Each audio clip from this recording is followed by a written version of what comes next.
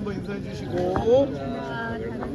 네, 야외에서 무슨 인사를 할까 제가 써봤습니다. 자연을 보고 당신을 보니 당신이 더 아름답습니다. 이렇게 한번 인사하겠습니다. 자연을 보고 당신을 보니 당신이 더 아름답습니다. 자연이 훨씬 아름답습니다. 이렇게 하시면 안 되고. 네. 자, 오랜만에 이 야외에 나와서 예배를 드리니까 시야도 탁 트이고, 아까 주님의 높고 위대하심을 찬양할 때 전부 다 자연을 안 보시고 찬송가를 보시느라고 이렇게 하셨는데, 한번 이 앞에 쫙 트인 데를 한번 봐보시죠.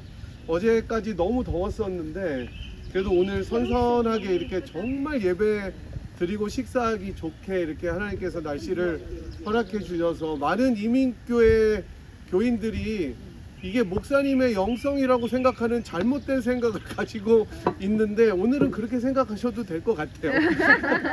선선한 날씨를 허락하시고 이렇게 함께 예배할 수 있어서 너무 감사합니다. 이제 계속 날씨가 더워지고 있는데 건강 잘 돌보시고, 특별히 야외 예배를 통해서 주님께서 주신 자연을 누리고 하나님 앞에 감사함으로 나가는 시간이 되었으면 좋겠습니다. 이 미국에 살면서 참 좋은 점 중에 하나는 인공적인 자연이 아니라 정말 내추럴한 자연을 이렇게 어디서나 볼 수 있다는 사실이죠. 그래서 바쁘게 살아가다 보면 시간이 어떻게 가는지도 모르고 주변을 돌아볼 여유가 없는 것도 사실이기는 하지만, 우리가 잠시 눈을 들어서, 우리 아까 장로님도 기도하셨지만 눈을 들어 산을 보면 야, 이게 진짜 하나님이 지으신 멋진 자연이구나 라고 생각되는 제일 아름다운 계절이 지금인 것 같아요. 우리 아까 박매숙 권사님이 틱의 계절이 지금이라고도 하셨지만 틱이 있는데 그래도 자연이 제일 아름다운 시절이 바로 지금이 아닌가 싶습니다. 그래서 초록이 완연하고 이 초록색을 보는 게 눈에도 힐링이 많이 된다고 하더라고요. 그래서 우리 몸과 마음을 치유해주는 이 자연을 좀 느꼈으면 좋겠습니다. 근데 이 자연을 저희만 느낀 게 아니라 진짜 몇 천 년 전에 살았던 다윗 역시 이 자연을 보면서 하나님을 경탄하고 막 정말 서프라이즈 돼서 노래한 것이 저희들이 오늘 살펴볼 시편 19편입니다. 먼저 다윗은 1절에서 하늘이 하나님의 영광을 선포하고 궁창이 그의 손으로 하신 일을 나타내는도다 라고 이야기를 합니다. 하늘을 바라보니까 오늘 하늘 너무 맑고 좋네요. 그죠? 구름도 많이 없고 하나님의 영광이 나타난다. 하늘을 바라봤더니. 그리고 하나님의 일을 말을 해주는 거예요. 이 다윗의 고백을 들으면서 이 밤하늘을 바라보았던 두 사람의 상반된 반응을 살펴보게 되었습니다. 여러분이 아마 한국에 계셨을 때든지 여기 있었든지 두꺼운 우주에 관한 책 중에 코스모스란 책을 혹시 보신 적이 있는지 모르겠습니다. 이게 우주에 대해서 정말 아주 잘 지은 책인데, 유명한 천문학자 칼 세이건이라는 학자가, 저도 이거 중학교 때 읽었던 것 같아요. 근데 이 밤하늘의 별들을 바라보면서 이렇게 이야기했습니다. 그 지은 칼 세이건이 이 광대한 우주 속에서 인간의 존재는 무의미하다 이렇게 이야기합니다.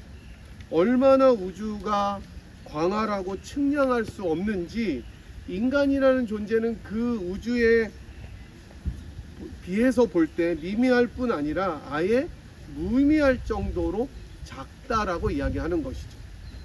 그런데 이렇게 무의미하다라고 이야기한 칼 세이건과는 반대로 제가 몇 번 말씀드렸던 기독교의 대표적인 지성인인 C.S. 루이스는 이렇게 이야기합니다. 나는 그 광대함을 볼 때 오히려 하나님의 존재를 느낀다. 하늘이 너무 크기 때문에 나는 작음을 느끼고 바로 그 작음 속에서 하나님을 경외하게 된다. 이렇게 이야기합니다. 똑같은 하늘을 바라보면서 자연과 우주의 광대함 속에서 한 사람은 인간이 무의미하고 작다는 것을 느꼈지만 또 다른 한 사람은 경외를 느끼게 되었습니다. 여러분들은 지금 어떠세요? 이 자연을 바라보면서 아이고 인생 별거 없네, 무의미하네 라고 느끼십니까? 아니면 이 산과 불어오는 바람을 느끼면서 하나님을 느끼십니까? 사실 성경은 자연을 통해서 하나님을 인간이 분명히 알 수 있다고 여러 곳에서 말씀하고 있습니다. 대표적으로 로마서 1장 20절에서는 창세로부터 그의 보이지 아니하는 것들 곧 그의 영원하신 능력과 신성이 그가 만드신 만물에 분명히 보여 알려졌다라고 이야기를 하면서, 그러니까 하나님을 모른다고 핑계하지 못할 것이라고 바울은 힘주어서 이야기를 합니다. 그러니까 하나님께서 만드신 이 피조 세계를 쫙 여러분이 살펴보시면 하나님의 능력과 하나님의 신성을 분명히 알 수 있는 것이 인간이라는 거예요. 그러니까 이 자연을 바라보면서 인간이 어쩔 수 없이 느낄 수 있는 건 뭐예요? 하나님의 능력과 하나님의 신성을 느낄 수밖에 없다는 것입니다. 그러니 나는 하나님 몰라요 라고 핑계할 수가 없는 거예요.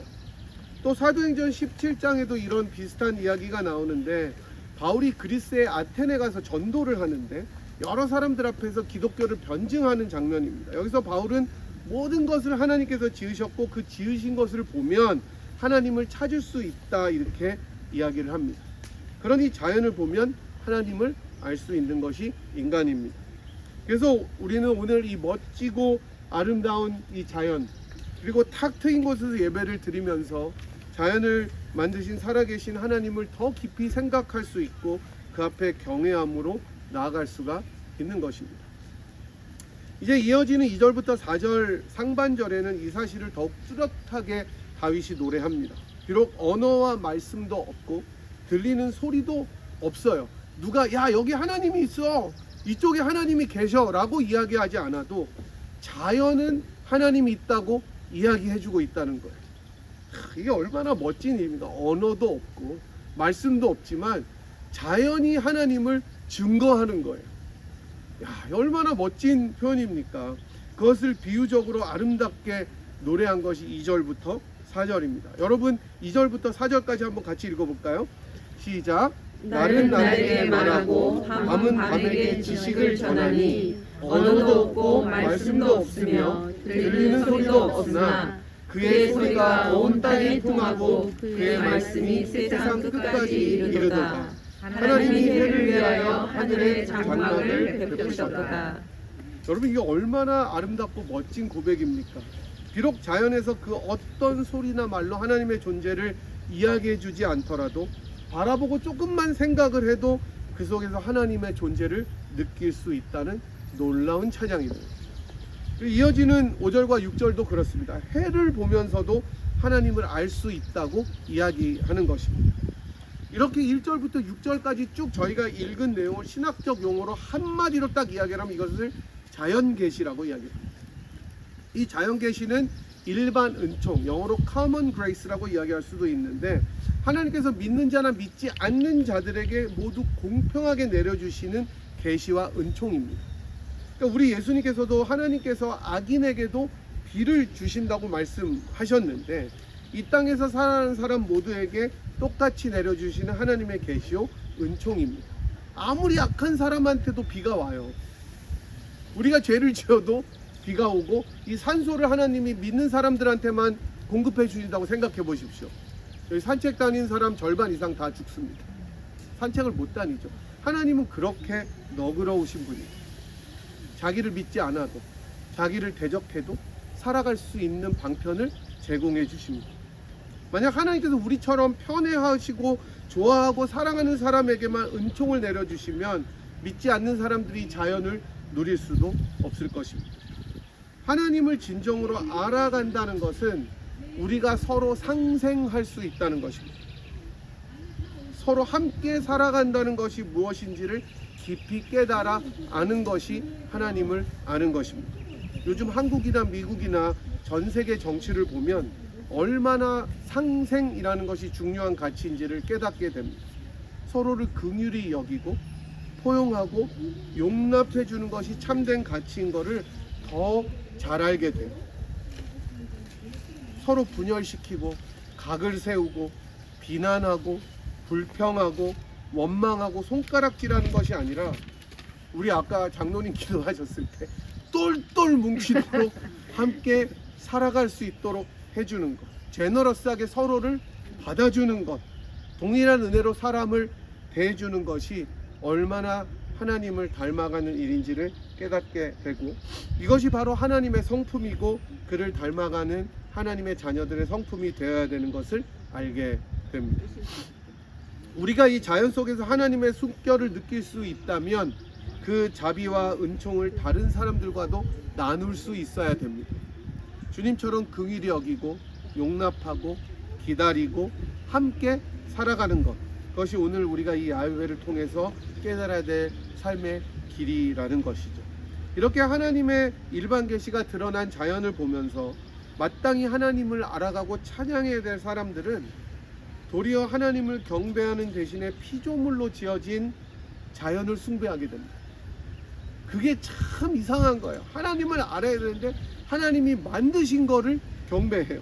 그래서 로마서 1장 21절 23절에서는 바울이 그런 인간의 모습을 고발합니다. 하나님을 알되 하나님을 영화롭게도 아니하며 감사하지도 아니하고 오히려 그 생각이 허망하여지며 미련한 마음이 어두워졌다고 하면서 스스로 지혜 있다 하나 어리석게 되어 썩어지지 아니하는 하나님의 영광을 썩어질 사람과 새와 짐승과 기어다니는 동물 모양의 우상으로 바꾸었다라고 이야기를 합니다. 하나님께서 지으신 자연을 도리어 하나님처럼 섬기게 된 거예요. 그래서 아까 말씀드린 것처럼 사도행전 17장에서 바울은 그리스 사람들이 알지 못하는 신들에게라고 썼어요. 바위 같은 데다가 알지 못하는 신들에게. 또 모르는 거예요, 누가 지었는지. 근데 이 너희들이 알지 못하는 신이라고 이야기한 분이 바로 하나님이다라고 말씀해 주는 거죠. 우리나라 민족이 특별히 종교심이 특심하죠. 우리나라 코리안들이 K 종교도 이단도 제일 많거든요, 세상에서. 우리나라가 따져보니까 이단이 세계에서 제일 많고, 그다음에 이 열심히 특심해요, 한국 분들이. 그런지 예전부터 무속신학에 깊이 심취한 민족성이 있어요. 그래서 뭐 이전 대통령 여기 왕자 새기고 다녔다 그랬잖아요.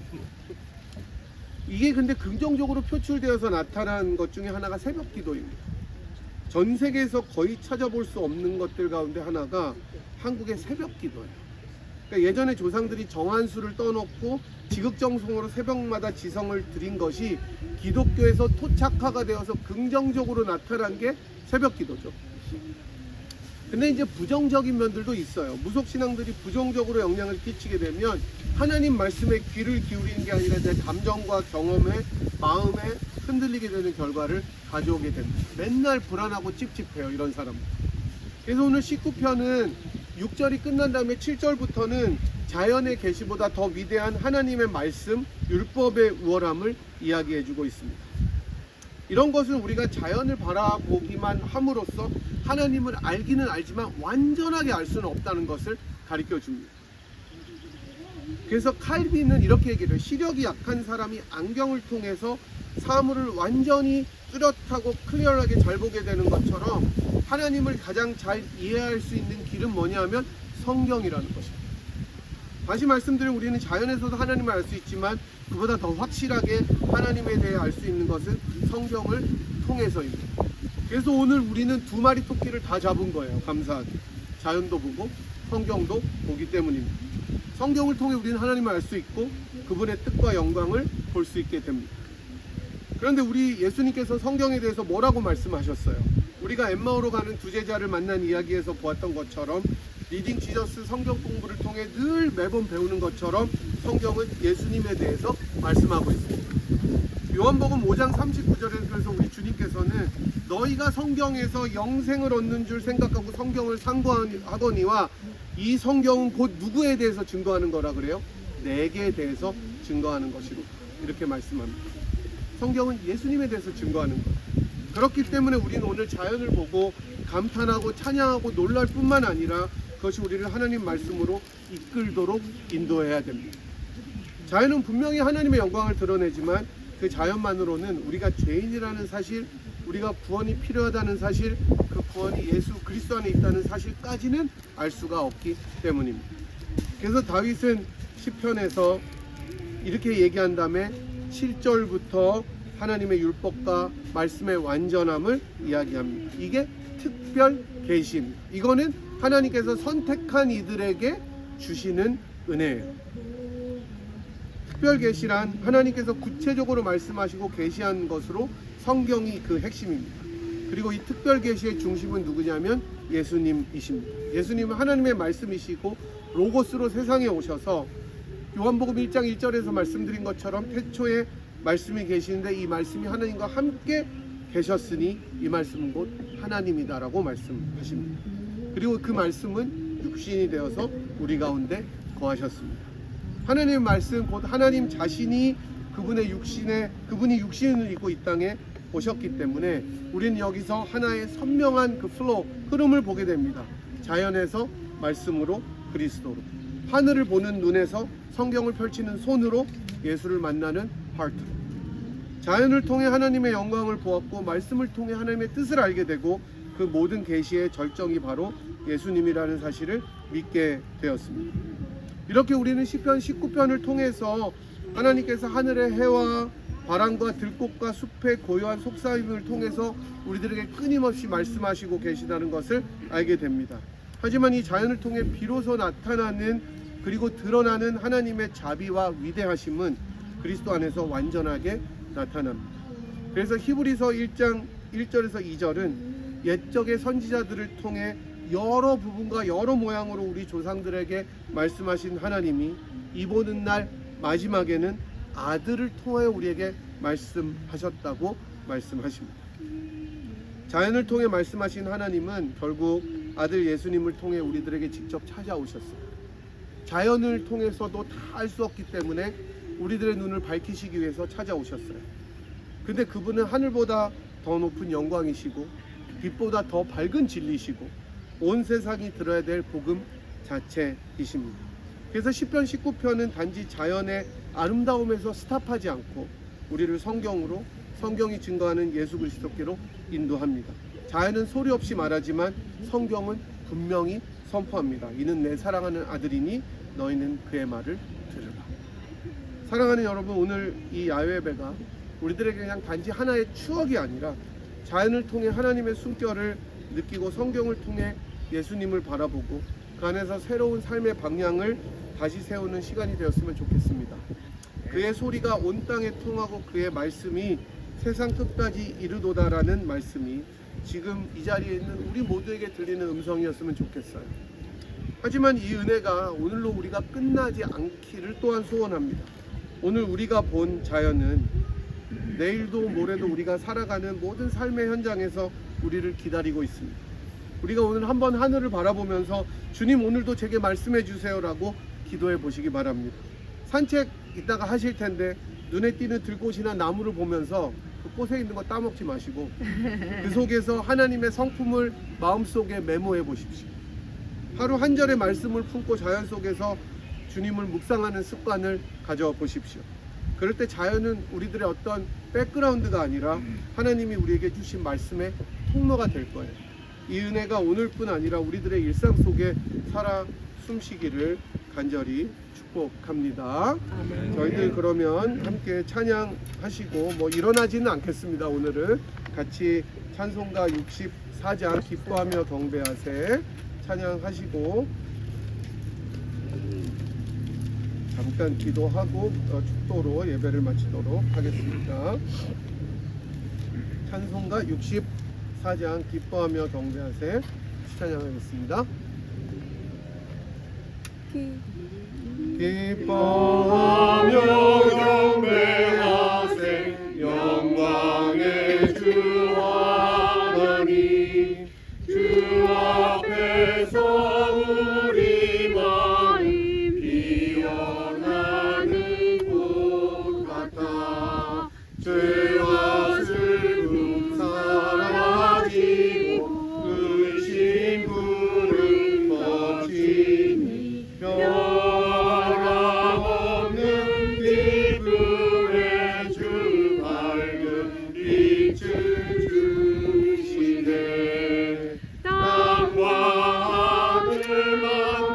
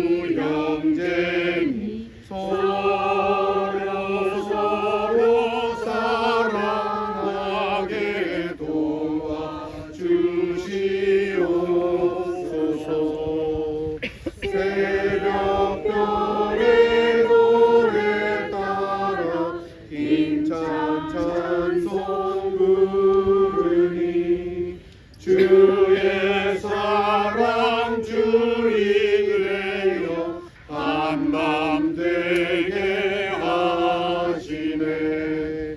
노래하며 행진하여 싸움에서 이기고 승전가를 높이 불러 주께 영광 돌리세.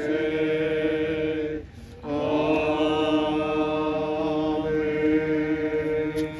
이제 같이 한번 기도할까요? 이제 하나님께 감사하는 기도 드렸으면 좋겠습니다. 이렇게 아름다운 자연을 허락하신 주님 감사합니다. 주님께 감사하는 삶을 살게 하시고 이 속에서 하나님을 느끼게 하시고 또 자연이 우리들을 말씀으로 인도할 때 그 말씀의 중심 대신 예수님을 바라보며 또 감사하는 생활 살아가는 저희들 되게 하여 주시옵소서. 같이 한번 통성으로 기도하신 후에 제가 기도하고 축도로 예배 마치겠습니다. 함께 기도합니다. 하나님 감사합니다. 주님께서 저희들을 사랑하시고 인도하여 주셔서 오늘 야외 예배로 저희들을 불러주시니 감사합니다.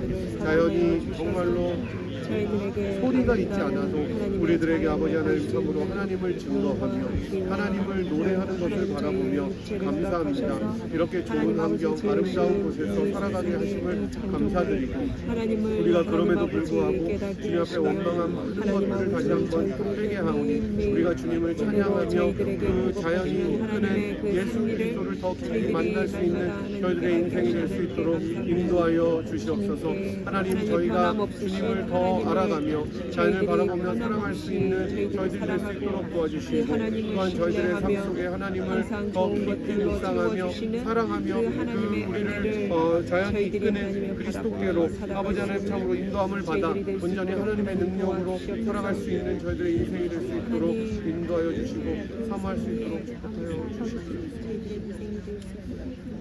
하나님 감사합니다. 저희들에게 이렇게 참 좋은 자연 속에서 예배하고 살아갈 수 있는 은혜를 허락하여 주시니 감사합니다. 많은 사람들이 이렇게 좋은 자연을 누리고 싶어도 누리지 못하는 사람들이 이 세상의 대부분인데 저희들을 무엇이간데 사랑하여 주셔서 이렇게 좋은 환경에서 예배하고 주님을 섬기게 하시니 무한 감사드립니다. 이 자연을 사랑하게 하옵소서, 지키게 하옵소서, 그리고 보존하게 하여 주시옵소서. 하나님 그리고 이 자연이 늘 하나님을 증거하며 하나님을 나타내는 것을 바라보고 저희가 주님을 사랑하게 도와주시고 이 자연이 결국은 말씀의 중심 대신 그리스도께로 우리들을 인도하는 것을 깨달아 자연을 바라볼 때 그리스도를 묵상하고 사랑하는 인생이 될 수 있도록 도와주시옵시고 그 주님을 사랑하는 마음이 이어져서 많은 사람들이 저희들의 인생을 바라보며 그리스도를 찾아가는 그런 분야의 권속들이 되도록 자녀들이 되도록 가정이 되도록 교회가 되도록 은혜 내려 주시옵소서. 지금은 만유의 주 되시고 만물의 왕이 되신 우리 구주 예수 그리스도의 무한하신 은혜와 그 아들을 아끼지 아니하시고 우리 모두를 위하여 기꺼이 내어주신 하나님 아버지의 극진하신 사랑하심과 성령 하나님의 위로교통 충만하심이 주께서 허락하신 이 자연 귀하게 여기며 그 속에서 감사함으로 살아가며 무엇보다 자연이 이끄는 예수 그리스도께로 인도함을 받아 그리스도를 더 사랑하기로 결단하고 돌아가는 이 자리에 함께한 주의 백성들 한 분 한 분 머리머리 위에와 사랑하는 분이엘 재단 위에 지금부터 영원토록 함께 하시기를 간절히 축원하옵나이다. 아멘. 네, 예배를 모두 마쳤습니다. 광고 드리겠습니다.